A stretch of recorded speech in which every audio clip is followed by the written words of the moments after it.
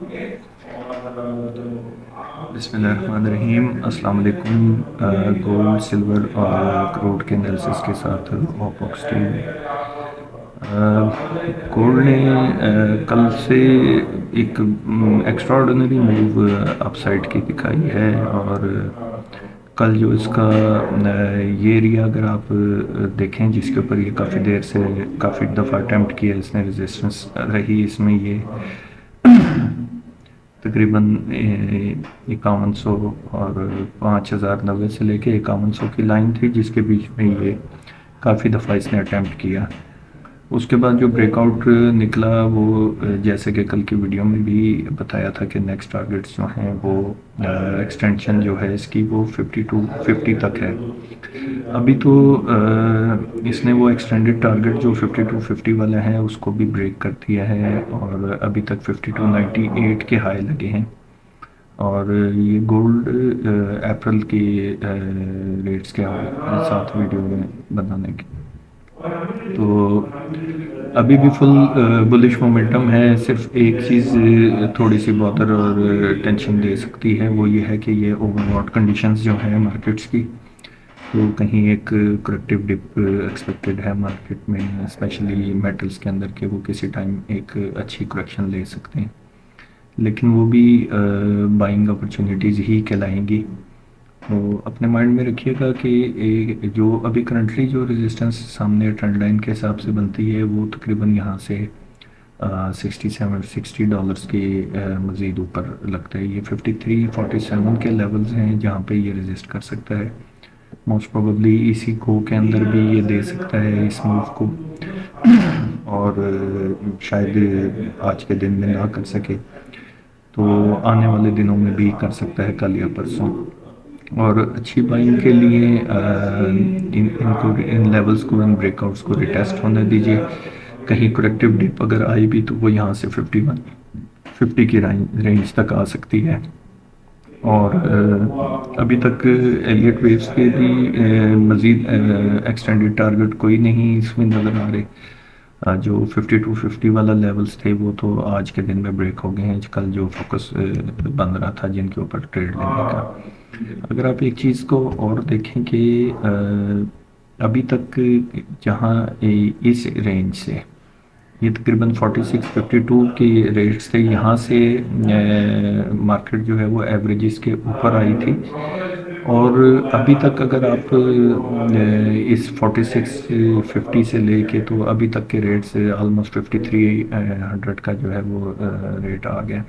इस सारी रैली के अंदर कहीं पर भी ये 21 डीएमए की जो मूविंग एवरेज है ये ब्रेक नहीं हुई। ये मतलब हेल्दी पॉजिटिव साइन है कि प्राइसेस जो हैं एवरेजेस के ऊपर चलती रहें।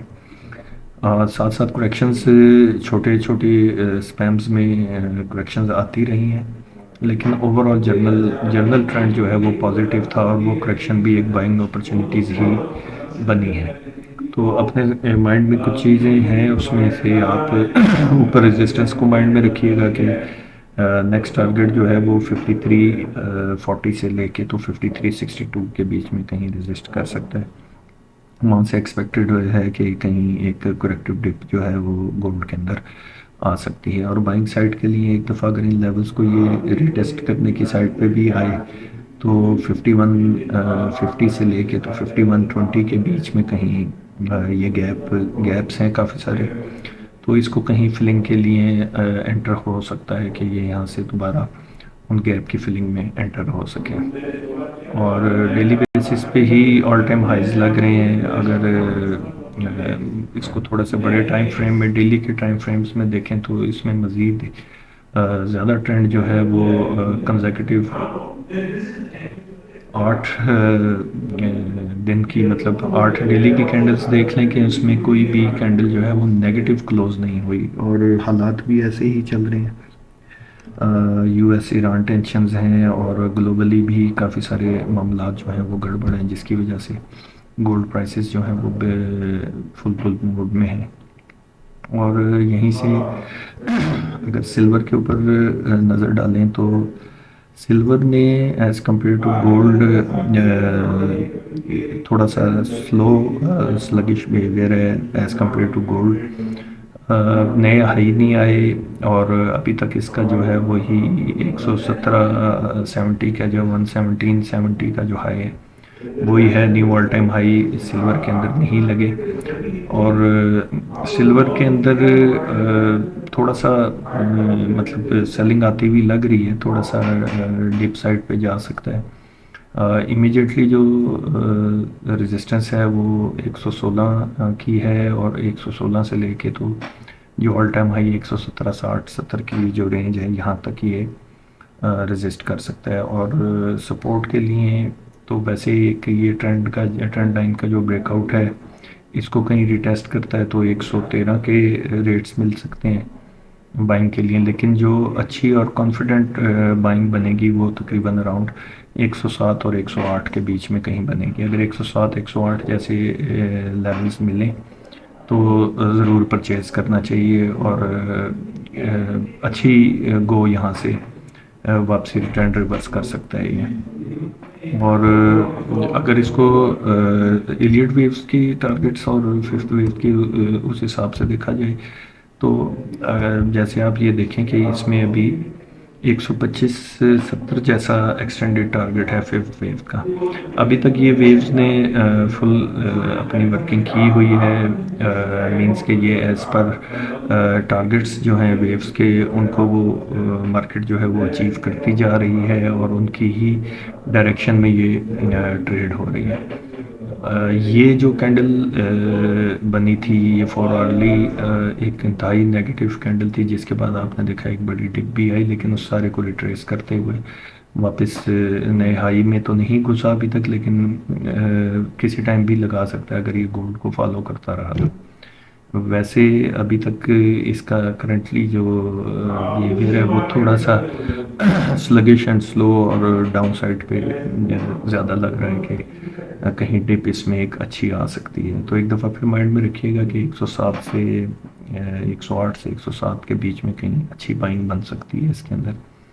और वो अगर लेवल्स मिलें तो वहाँ पे बाइंग अटेम्प्ट की जा सकती है।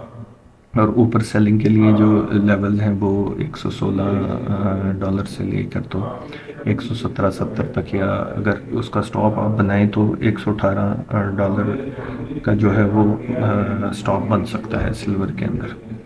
और ये अगर क्रूड को देखें तो क्रूड ने फ्रेश ब्रेकआउट्स लिए और कल बहुत अच्छी मूव की। बहुत अच्छी मूव करने के बाद अगर आप यहाँ से देखें तो इसने एक पुरानी रेजिस्टेंस थी ट्रेंड लाइन की जिसके ऊपर ये इस एरिया में भी इसने रेजिस्ट किया था। और अगर इसको थोड़ा सा छोटा करें चार्ट को तो देखेंगे ये कितना बड़ा नेगेटिव ट्रेंड को ये ट्रेंड लाइन चलाती आ रही है।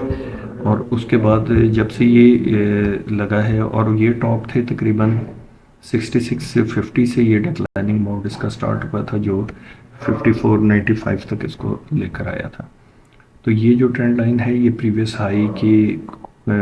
हाई जो लगा था 6230 का, तो वो भी इसी लाइन के ऊपर इसी ट्रेंड लाइन के रेजिस्टेंस से ट्रेंड रिवर्स हुआ था। अभी दोबारा मोमेंटम बन रहा है और अपसाइड मूव भी क्रूड के अंदर लग रही है। क्रूड बेहतर ही परफॉर्म करता लग रहा है। अच्छी बाइंग के लिए 6230 से लेके तो 6185 के बीच में कहीं एंट्री मिले तो ज़रूर लीजिएगा। और ऊपर के जो टारगेट्स लग रहे हैं वो अगर इसको डेली के हिसाब से देखें तो एक अच्छी जगह बनती है 6385 से लेके तो 64 के बीच में। इमीडिएट जो टारगेट है वो 6385 एंड 64 लग रहा है और इसी की जो एक्सटेंशन है वो तकरीबन 65 तक चली जाएगी। तो इसमें हार्ड डिप को बाय करें और हार्ड डिप को बाय कर जो है वो काम करें और शॉर्ट सेलिंग से इसमें अवॉइड करें क्योंकि जियोपॉलिटिकल हालात भी ऐसे हैं कि उसमें क्रूड ऑयल की प्राइसेस को जो है इंक्रीज़ हो सकती हैं। Thank you. Stay tuned with ओबूस गोल्ड। अस्सलाम वालेकुम।